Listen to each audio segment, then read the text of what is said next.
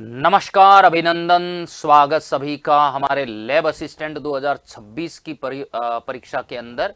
New syllabus में क्या क्या चेंज आया है विद्यार्थियों, आज अपन डिस्कस करने वाले हैं। साइंस के पेपर सेकंड के अंदर फिजिक्स के सिलेबस में क्या बदलाव आया है, किस तरीके से पैटर्न रहने वाला है, इन सभी बिंदुओं पर हम चर्चा करने वाले हैं।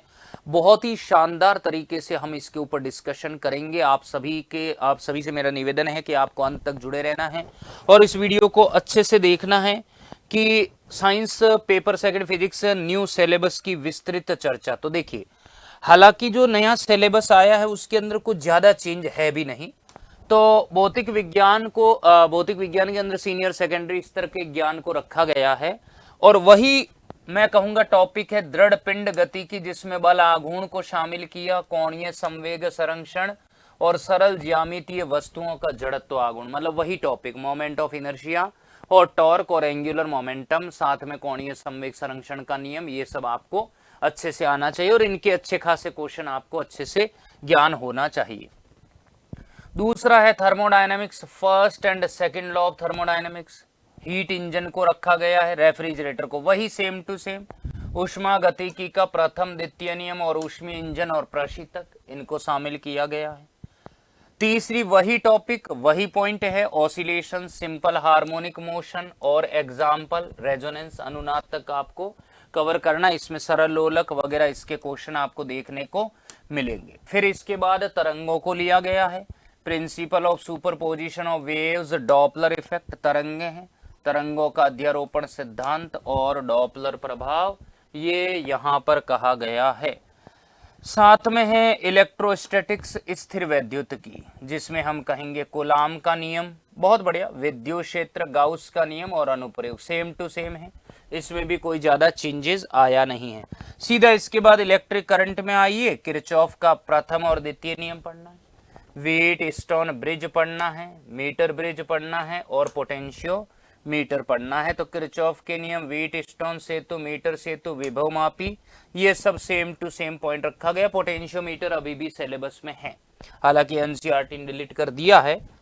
ऑप्टिक्स के अंदर प्रकाश की सूक्ष्मदर्शी, दूरदर्शी, व्यतिकरण, विवर्तन, ध्रुवण और पोलेरोमीटर, ये हमारे सिलेबस के अंदर रखा गया। माइक्रोस्कोप, टेलीस्कोप, इंटरफेरेंस और यहां पर डिफ्रैक्शन, पोलराइजेशन, ये सिलेबस में है।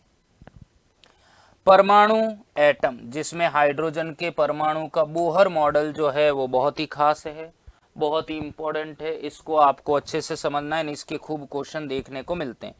नाभिक के अंदर द्रव्यमान शक्ति है, नाभिक के बंधन ऊर्जा है, नाभिक के विखंडन और संलयन, ये हमें समझना है।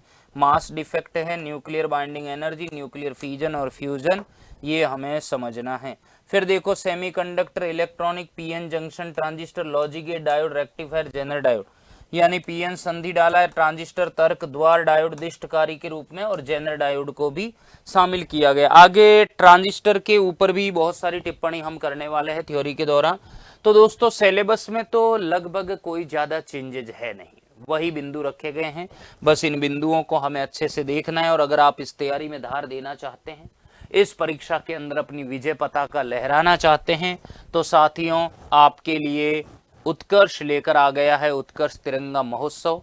77वें गणतंत्र दिवस के उपलक्ष्य में आपको राजस्थान के सभी ऑनलाइन कोर्सेज पर मिल रहा है 77% तक का ऑफ, साथ में 20% तक आपको एक्स्ट्रा ऑफ मिल रहा है। Extra off UC20 coupon code इस्तेमाल करने पे 2026 में होने वाले एग्जाम के कोर्सेज पर, और एक्स्ट्रा डिस्काउंट मिल रहा है 26% अगर आप कोर्स की वैलिडिटी बढ़ाते हैं। ध्यान रहे इसकी अवधि 28 जनवरी तक ही है, तो आज ही एनरोल करें और अपने भविष्य की न्यूज जरूर रखें। Thank you, bye bye.